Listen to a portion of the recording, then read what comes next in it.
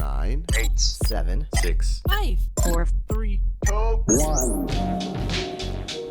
From surfing goats to disappearing stars. In the next 10 minutes, we'll figure out what's real and what isn't. I'm Bethany Van Delft. No, I'm Bethany Van Delft. I'm Bethany Van Delft. No, I'm Bethany Van Delft. Fooled ya! I'm Bethany Van Delft, and this is the 10 News April Fool's Day edition.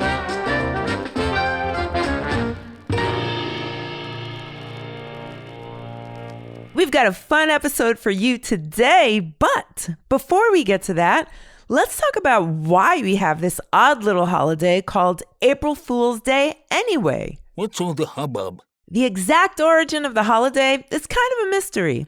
Some historians point to the year 1582, when Pope Gregory XIII changed the date of New Year's Day in France.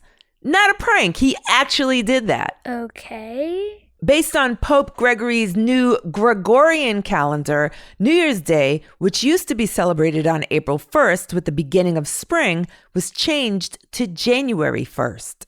He didn't make the change just to have a calendar named after himself. He did it to resync the calendar to the seasons and to keep Easter close to the spring equinox.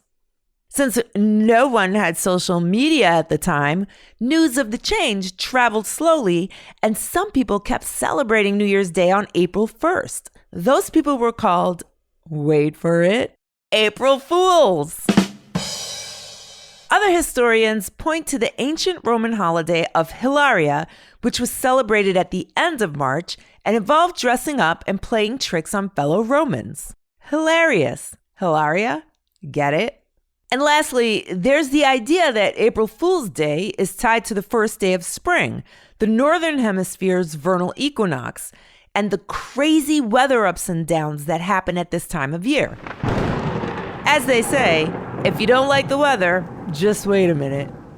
While we may not know exactly why we celebrate it, the tradition has led to some funny stories and epic pranks. Today is our turn to get in on the April Fool's Day fun. Can you spot the prank in today's episode? Listen carefully to the next 3 stories because guess what? One of them isn't true. See if you can guess which it is by the end of the episode. I'm Naomi, with the story of some of the coolest surfing instructors in Southern California. Goats. No way! Surfer Dana McGregor gives surfing lessons out of Pismo Beach to kids with the help of his teaching assistants. 2 goats named Pismo and Grover. McGregor brings groups of students out onto the waves on a big inflatable surfboard with Pismo or Grover sitting right up front. He says they keep kids calm and help them get over their fear of the water. But the goats also just love to hang 10. They splash around, swim, and if they wipe out, they get right back up and get on the board again. You got serious thrill issues, dude. It's been 10 years since McGregor got his first goat to surf, and now he includes dogs, pigs, and donkeys in his lessons too. He says he loves how much joy the animals bring to people, but McGregor's big dream is to one day have Pismo ride aboard with legendary surfer Kelly Slater. Now that would be radical. Okay, the real Bethany here now with our next story that's more extreme than a Crunchwrap Supreme. Fast food franchise Taco Bell made headlines when it announced a new marketing campaign in Philadelphia. According to a press release, the company has purchased the Liberty Bell. You know the one, the iconic bell that once summoned the public to the reading of the Declaration of Independence and has long been an American symbol of liberty, will from now on be known as the Taco Liberty Bell. Oh, geez. The bell will still be open to public viewing and will be getting an upgraded concession stand featuring an all Taco Bell menu where visitors can purchase an edible Taco Liberty Bell made of refried beans that even has the bell's famous crack filled in with nacho cheese. Delicious! There was a little bit of pushback from the public about the sale of the symbol of America's past. But a spokesperson for the National Park Service told reporters, hey, if it gets people interested in our country's history, we see no problem. Not to be outdone, though, It's rumored that Kentucky Fried Chicken is pushing to get the Colonel's head added to the lineup on Mount Rushmore. Are you kidding me? Who turned out the light? I'm Ellen. And I'm Miles, and that's the question scientists are asking themselves in our last story. That's because a huge star in a galaxy 75 million light years away totally disappeared. How do you lose a star? I mean, it's not like you're coin or something. Well, the experts aren't really sure. After 20 years of studying it, astronomers simply can't find it using their scientific equipment. And it's not like it's hard to miss. This is a gigantic star that's even brighter than our own sun. And it glows bright blue. Whoa. Some people believe it turned into a black hole, a part of space-time where gravity is so strong, not even light can escape it. But that would be really weird. Usually, before a star becomes a black hole, they go through a super powerful explosion called a supernova. The idea of a star becoming a black hole without a supernova has been around for a while, but it's never been proven. Maybe some aliens ran off with the big ball of burning gas in question. I guess we'll just have to keep watching the skies. The truth is out there. All right, now you've heard our 3 stories, and you're probably racking your brains trying to figure out which one isn't real. So let's go over them one more time.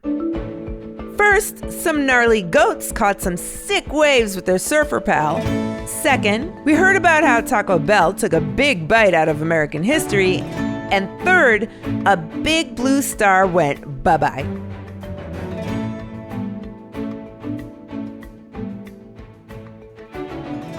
Did you guess it?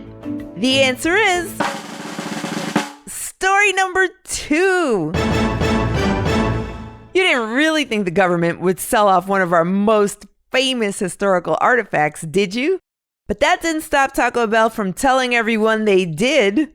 On April 1st, 1996, the company pranked the entire country when it took out an ad in 6 major newspapers saying it had bought the Liberty Bell to help with the national debt. Come on. The fast food chain didn't check in with the National Park Service before making the joke, though, because the agency got thousands of calls asking them how could they do such a thing. How dare you? It's definitely one of the best practical jokes ever. We hope you enjoyed our silly little shenanigans today. Happy April Fool's Day, everyone. Time's up, but before we go, here's a quick note for the grown-ups. Grown-ups, are you in need of a cool gift idea?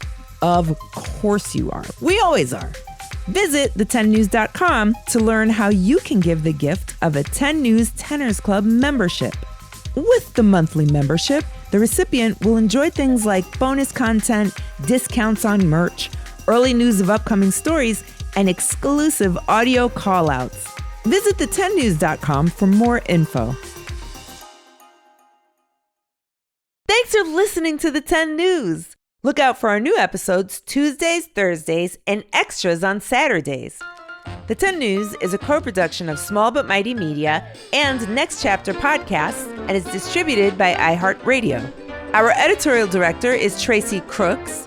Editing and sound design by Pete Musto, who also co-wrote today's episode with Ben Austin DeCampo. Our creative producer is Jenner Pasqua. Stephen Tompkins is our head of audience development. And our production assistant is Sarah Olander. And a big shout out to our team of mischievous little helpers today, Lulu, Nico, Owen, Naomi, and Miles. Thank you. Our production director is Jeremiah Tittle, and the 10 News is executive produced by Donald Albright and show creator Tracy Leeds Kaplan. Do you want to be part of the show? Have a grown-up help you record a question, a joke, or a fun fact you want to share, and email it to us at hello@the10news.com. And show your love for the 10 News by going to your favorite podcast app and submitting a rating and review. Believe it or not, it does help others find the show so they can join us for the fun. I'm Bethany Van Death, and thanks for listening to 10 News.